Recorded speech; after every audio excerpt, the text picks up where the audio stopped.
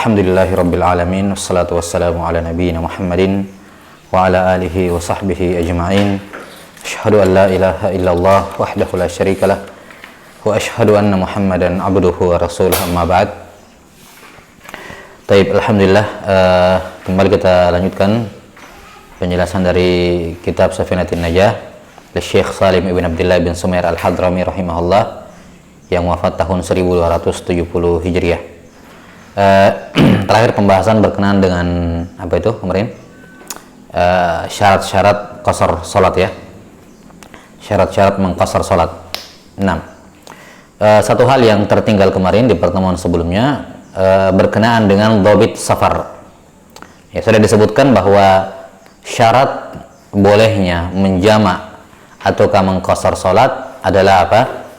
Harus dalam keadaan uzur, ada uzur, dan uzur di sini adalah safar. Ya, salah satu uzur yang membolehkan menjamak salat adalah safar, dan satu-satunya uzur yang membolehkan mengqasar salat adalah apa? Safar. Jadi tidak ada sebab lain yang membolehkan seorang mengqasar salat kecuali safar. Nah, dan sudah kita sebutkan bahwasanya karena itulah qasar nanti boleh dilakukan ketika seorang sudah safar, dan seorang dianggap safar kalau sudah keluar dari lingkup kabupatennya. Kalau kita sekarang ya sudah keluar dari situ, kapan belum keluar maka belum boleh dia mengqasar ya. Dan kita sebutkan bahwa jarak qasar minimal yang dimaksud dengan safar di sini adalah safar al-bu'd, safar bait, safar jarak jauh, yaitu minimal berapa kilo kemarin? 83 km yang dihitung mulai dari gerbang kabupatennya, gerbang daerahnya ya, bukan dari pintu rumahnya. Tapi masalah sekarang, berapa lama dia boleh menjamak dan mengqasar salat? Berapa lama dia boleh menjamak dan mengqasar salat? Jelas sampai sini? Karena suatu hal yang tidak dibenarkan kalau seorang itu kemudian menjamak dan mengqasar terus-menerus. Ya.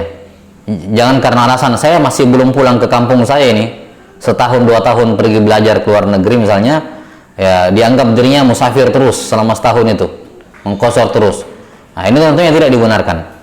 Jelas sampai sini? Maka berapa lama dia boleh menjamak ataukah mengqasar salat? 6. Tentang masalah lamanya, maka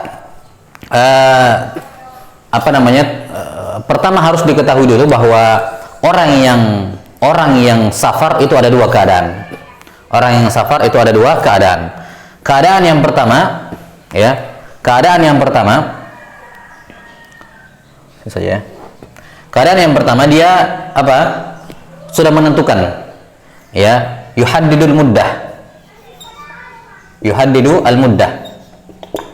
Ya, dia sudah menentukan muddah, berapa lama dia akan safar. Ya. Jadi halu al-musafir. Keadaan musafir ada dua. Yang pertama dia sudah yuhaddidu, menentukan berapa lama dia di sana. Jelas ya, berapa lama dia di sana. Nah, saya akan di sana sekian hari, saya akan di sana sekian pekan misalnya. Baik. Kalau dia sudah menentukan berapa lama dia di sana, maka dia hanya dianggap safar, ya.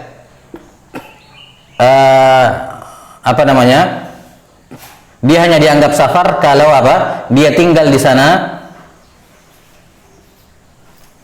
kurang dari 3 hari. Kurang dari sama dengan 3 hari. Bisa juga 3 hari. Jadi paling maksimal apa? Paling maksimal 3 hari. Jelas sampai sini? Paling maksimal 3 hari. Maka mulai hari keempat dia status musafir dia sudah hilang. Mulai hari keempat status musafir dia sudah hilang. Paham sampai sini? Ya. 3 hari ini tidak dihitung hari datang dan hari pulangnya. Tidak dihitung hari datang dan hari pulang, nggak dihitung. Contoh, ya. Baik, dalam keadaan seperti ini perhatikan, kalau dia tinggal di tempat tujuannya maksimal 3 hari, 3 hari masih masuk ya, sama dengan ya, jadi masuk 3 hari. Ya. Kalau dia tinggal di tempat tujuannya 3 hari, maka dia dianggap musafir perjalanan pergi, baik, 3 hari di sana, perjalanan pulang. Ini musafir semua, dihitung musafir. Ya, pergi 3 hari di sana, pulang, itu dia boleh menjamak dan boleh mengqasar. Jelas sampai sini? Contoh, seorang berangkat ke Makassar, kalau dari sini ke Makassar kan 120 kilo, sudah masuk safar. Dia berangkat hari Rabu. Hari Rabu.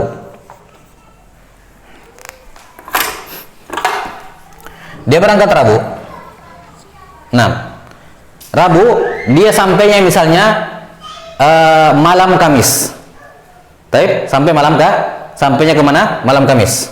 Sampai ke tujuan malam Kamis. Malam Kamis ini sudah masuk apa? Berarti sudah masuk Kamis kan? Ya enggak? Sudah masuk Kamis karena maghrib masuknya kan? Nah, misalnya anggaplah dia Rabu sore misalnya berangkatnya, ya kan? Sampai di Makassar misalnya malam Kamis, ya, anggap aja jam 10 malam masalahnya, misal. Ya. Maka berarti apa? Safar 3 hari mulai kapan dihitung? Lah, dia mulai hari Jumat karena malam Kamis kan sudah masuk Kamis. Itu maka hari Kamis itu dihitung sebagai hari kedatangan, itu enggak dihitung. Maka musafir mulai dari Jumat. Jumat berarti apa? Malam Sabtu kan? Malam Jumat. Mulai dari malam Jumat ya kan? Karena kan malam.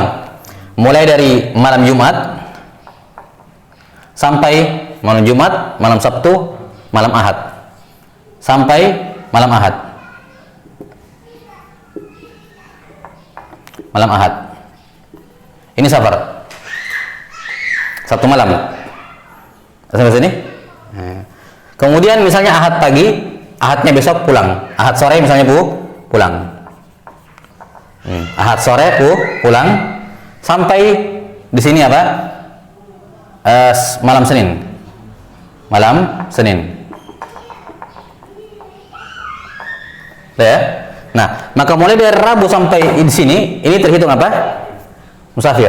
Ingat batasannya pulang kapan? Memasuki apa? Kabupatennya, batasan. Jadi selama misalnya kalau kita di sini di Togo-Togo ya, masjid di situ. Itu ketika masih sampai di situ, dia masih boleh mengqasar, masih boleh menjamak. Kenapa? Belum masuk. Ya, atau bahkan masjid terakhir di perbatasan, sebelum perbatasan masjid sebelah kiri itu, nah dia masih boleh menjamak dan mengqasar di situ. Kenapa? Belum masuk ke kabupatennya. Jadi patokannya musafir dimulai ketika dia keluar dari batas kabupatennya dan selesai ketika dia masuk kembali ke batas kabupatennya. Paham maksud ini? Iya. Jadi maksimal 3 hari. Tidak dihitung hari datang dan hari pulangnya, nggak dihitung. Ya, ini 3 hari nih. Paham sampai sini? Nah, kalau misalnya ini keadaan yang kedua, kalau misalnya dia tinggal apa? Ya, 4 hari atau lebih dari 4 hari. Ya, lebih dari 4 hari. Paham masalahnya sekarang? Kalau dia tinggal lebih dari 4 hari, ini kan yuhadidul mudah, dia memberikan batasan. Oh, saya mau ke sana ke Makassar, tapi cuma 3 hari. Baik, saya mau tinggal di Makassar, saya mau ke Makassar 4 hari atau lebih, atau 5 hari atau sepekan atau berapa kan? Intinya lebih dari berapa? Lebih dari 3 hari. Baik, lebih dari 3 hari. Ini terbalik ini kayaknya. Begini seharusnya ya. Gitu ya. Lebih dari 4 hari kan? Ya, afwan, terbalik. Jadi 4 hari atau lebih. Diputar begini aja ya.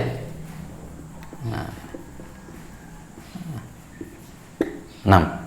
4 hari atau lebih. Baik. Misalnya kalau begitu di sini sampai malam apa? Anggap sini malam Senin ya. Senin berarti 4 malam kan? Di sini Senin. Ini berarti malam Selasa. Ini dia tempat malam. Malam Jumat, malam Sabtu, malam Ahad, malam Senin. Ya. Malam Senin sampai berarti malam 4 hari berapa? Malam Selasa seharusnya ya. Kan dari malam. Iya, 4 malam kan?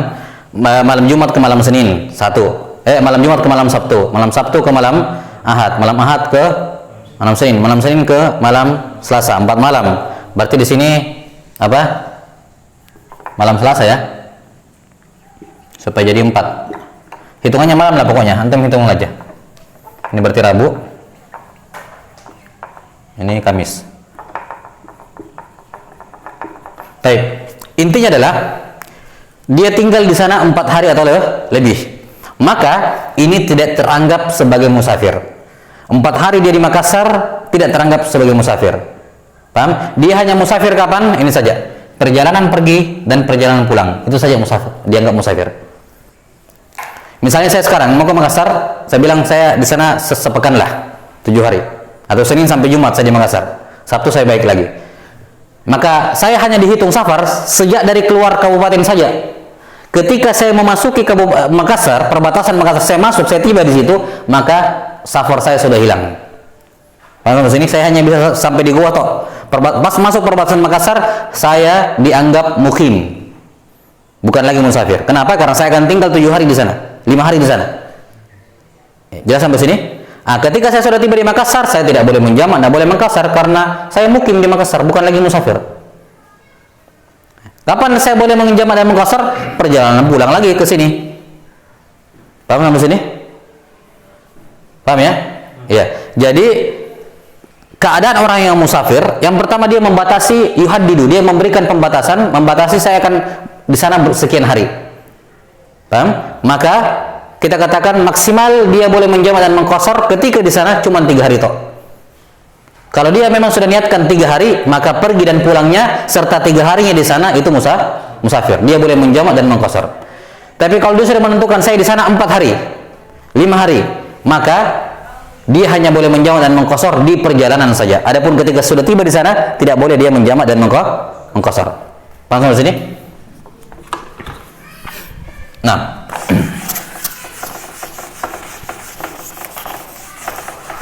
baik.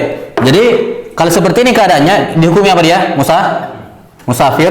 Kalau dihukumi mukim, bukan lagi musafir, mukim. Artinya apa? Kalau dia mukim berarti di safarnya cuma perjalanan saja, di tengah jalan saja. Ketika tiba di sana tidak boleh menjamak dan tidak boleh mengqashar. Baik. Keadaan yang kedua, lam yuhaddid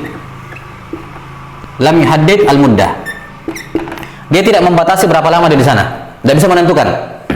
Saya ada urusan di sana, tapi saya nggak tahu berapa lama.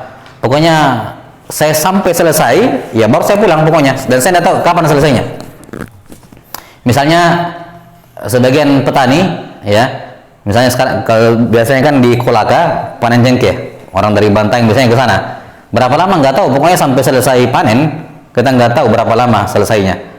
Jelas ya? Pokoknya selesai panen, besoknya saya pulang misalnya, berapapun itu. Kadang sampai sebulan, kadang mungkin cuma 2 pekan misalnya ya, kurang lebih. Yang jelas dia tidak bisa batasi, tidak bisa tentukan. Ya. Jelas sampai sini ya? Kalau misalnya dibilang tidak bisa ditentukan, misalnya tidak bisa ditentukan, cuma paling lama 2 pekan misalnya, 14 hari, paling lama. Seperti itu misalnya. Dia tidak bisa menentukan, ya. Kalau misalnya dia bilang saya nggak tahu tepatnya berapa, tapi paling lama itu 14 hari misalnya, paling lama 2 pekan. Nah, kalau seperti itu masuk di sini. Kenapa? Karena dia tidak bisa menentukan, tapi dia bisa mengatakan paling lama saya di sini 2 pekan. Itu masuk di sini. Paham di sini? Yang di sini itu betul-betul tidak bisa, saya tidak bisa menentukan. Bisa kurang, bisa lebih, gitu ya, nggak jelas. Tapi kalau dibilang paling lama 2 pekan, dia masuk di sini. Walaupun paling lama 2 pekan berapa lama? Apakah 14 hari tepat atau 10 atau 8? Dia masuk di sini. Walaupun dia tidak bisa menentukan, tapi dia bisa menentukan maksimalnya berapa lama. Ini yang dimaksud di sini. Dia menentukan masanya, yakni dia bisa menentukan berapa lama dia di sana. Jelas ya? Adapun ini dia tidak bisa menentukan berapa lama dia di sana. Ya, tidak bisa menentukan berapa lama dia di sana. Atau misalnya dia pergi belajar, ya, jelas sampai sini, belajar ke suatu tempat misalnya, dia rihlah tapi pindah-pindah. Ya, misalnya saya mau ke sana, pokoknya saya mau mengambil semua keliling ke guru-guru di negara itu misalnya, atau di kota itu.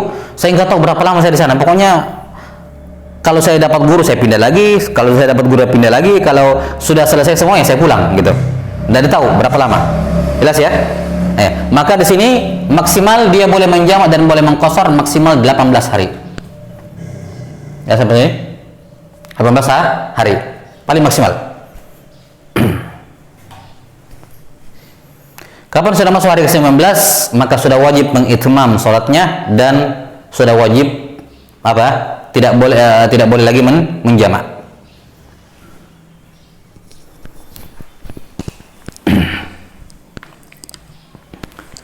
Jelas? Ya. Maksimal 18 hari. Dia bilang saya mau ke sana tapi sebulan atau mungkin lebih, nggak tahu berapa lama. Ya, maka kita bilang maksimal 18 hari. Boleh menjamak dan boleh mengqasar. Ingat sekali lagi semua kita sudah bahas dari awal bahwa menjamak hukumnya adalah sunnah, walaupun yang paling afdal tetap sholat di waktunya masing-masing. Apalagi kalau dia sudah mukim, ya, bukan kalau di tengah jalan mungkin agak repot. Tapi kalau sudah mukim, ya tinggal dilihat saja. Intinya boleh, disunnahkan. Tapi lebih afdal kalau dia tetap di tidak melakukannya, tetap pada waktunya masing-masing kalau memang memungkinkan atau tidak masyaqqah. Sementara qasar hukumnya adalah rukhsah, jaiz, ya, kecuali kalau pada marhalah jarak safar 3 marhalah, maka disunnahkan mengqasar sebagaimana disebutkan oleh para fuqaha. Ala kulli hal itu rinciannya nanti. Tapi intinya adalah pada dasarnya seorang itu mengitmam dan tetap pada waktunya masing-masing semaksimal mungkin. Taib, Allahu a'lam bishawab. Ini selesai pembahasan berkenaan dengan qasar. Taib. Selanjutnya pembahasan berkenaan dengan Jumat. Fadhal, iqra. Syurutul Jum'ati 6. An takuna kulluha fi waqti adh-dhuhri wa an tuqama fi khittatil balad wa an tusalla jama'ah Taib.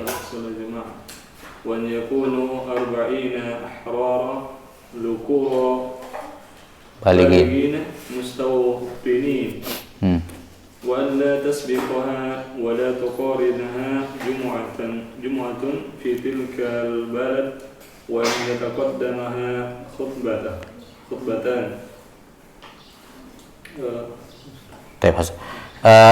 Kata beliau syurutul jumu'ati 6. Syarat syahnya salat Jumat itu ada 6. Ya, sudah maklum tentunya bahwa salat Jumat ini adalah fardu ain, ya. Fardu ain bagi muslim, ya. Baligh, aqil, ya. Kemudian al-hur, ya, al-ahrar, ya. Orang yang merdeka. Kemudian orang yang sehat. Orang yang sehat dan orang yang mukim. Dikatakan di situ oleh beliau syurutul Jum'ah 6. Syarat syahnya salat Jumat ada 6. Sebelumnya syarat wajib Jumat, yakni syarat orang-orang yang diwajibkan Jumat. Syarat itu wujubil Jum'ah 7. Pertama, al-Islam. Kedua, al-bulugh. 3, al-aql. Yang keempat, al-hurriyah. Yang kelima, ini saja, al-dhukurah. Yang keenam, as-sihah. Dan yang ketujuh, al-iqamah. 6. Al-iqamah. Ini 7 syarat wajib. Syarat wajib artinya nanti terpenuhi 7-7-nya baru wajib Jumat. Orang-orang yang wajib Jumat adalah orang yang terkumpul padanya 7 syarat ini, dia wajib Jumat. Kapan tidak terpenuhi salah satu dari syarat, maka dia tidak wajib Jumat. Baik. Ini syarat wajib Jumat. Yang pertama Islam, Muslim tentunya. Orang kafir tidak wajib Jumat, bahkan tidak syah Jumatnya.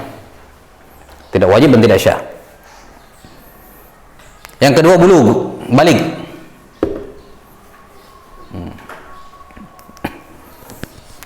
Kita bandingkan dulu sini. Syurut sihah. Syarat syahnya Jumat. Yang pertama al-Islam, yang kedua at-tamyiz. Dapat sampai di bawah sini? Yang ketiga al-aql. Nah, gitu ya.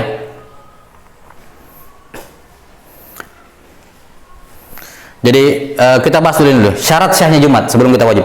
Apa bedanya syarat wajib dengan syarat syah? Kalau syarat syah tidak terpenuhi, tidak syah Jumatnya, ya kan? Ya atau tidak? Syarat wajib kalau tidak terpenuhi, tidak wajib, tapi bisa jadi syah, tapi tidak wajib. Paham bedanya? Kalau dikatakan syurutus sihah, syarat syahnya Jumat, artinya apa? Kapan tidak terpenuhi, tidak syah. Jelas sampai sini? Tidak syah.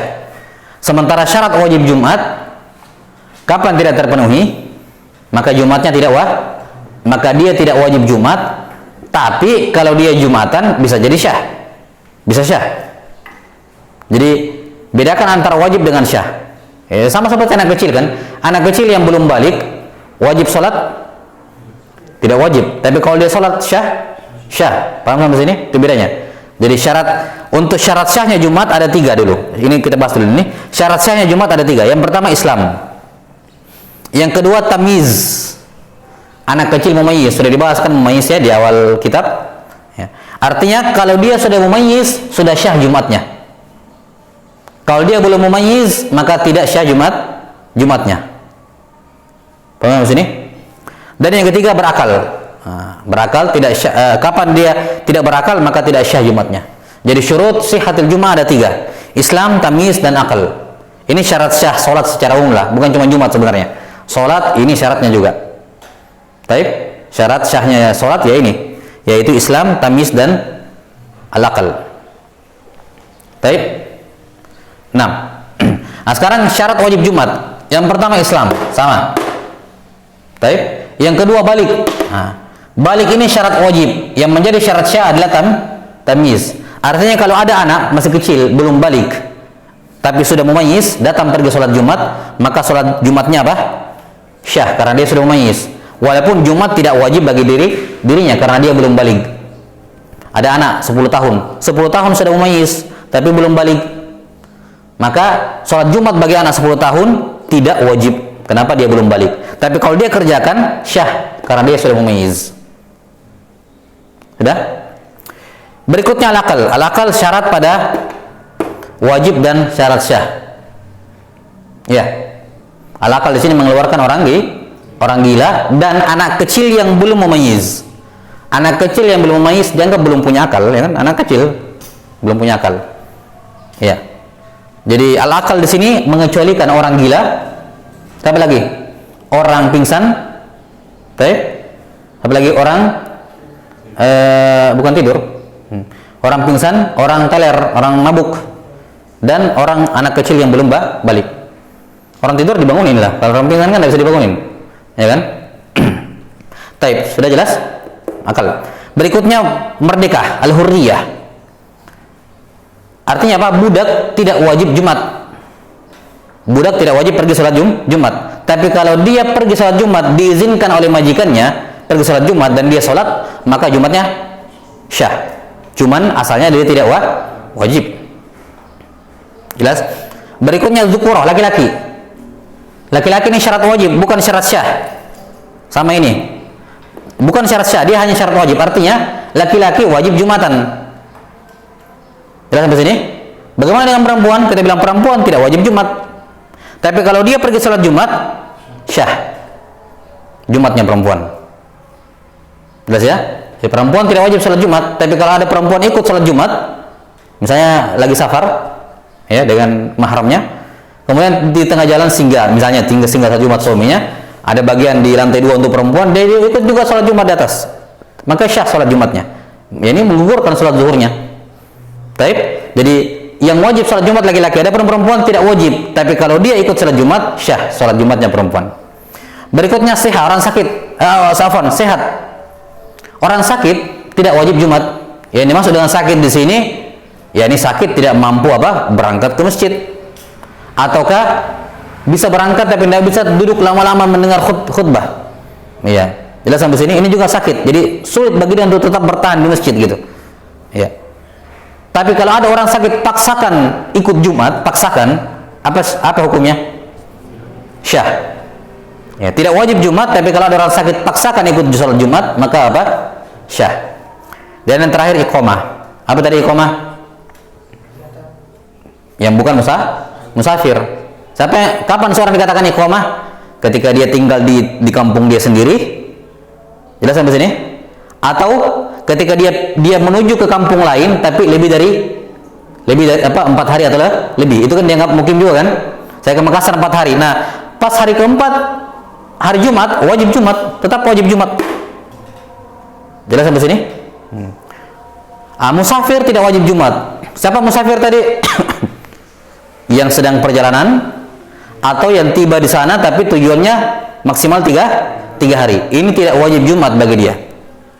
Tidak wajib Jumat bagi dia. Tapi kalau musafir pergi Jumat, syah. Cuman tidak wajib Jumat. Jelas sampai sini? Perhatikan di sini. Yang dimaksud dengan lawan dari safar di sini adalah safar umum. Walaupun safarnya safar jarak pendek.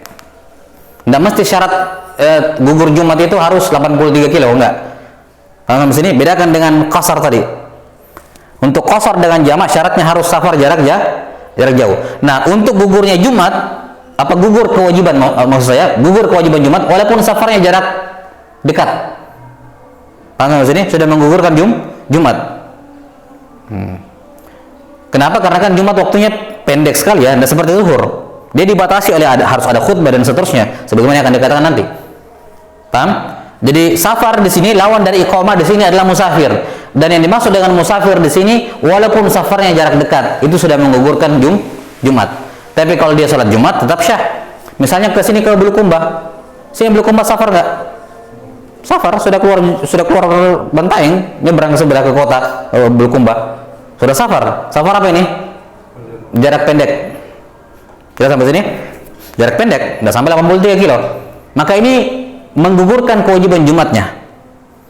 Tapi kalau dia sholat Jumat, syah. Kita sampai sini ya. Nah, ini 7. Ini kalau ini syarat syah Jumat sebenarnya ma'ruf lah ya, jelas. Sama seperti syarat syah sholat yang lain. Cuman saya ingin tambah saja. Nah, ini syarat wajib Jumat 7. Islam, bulugh, al-aqal, al-hurriyah, al-dhukur, as-sihah, dan al-iqamah. Ya, al-iqamah.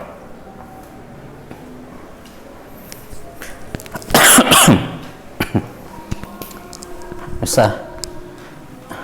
Kamu bisa. Baik. Cukup dulu ya. Sampai situ insyaallah taala.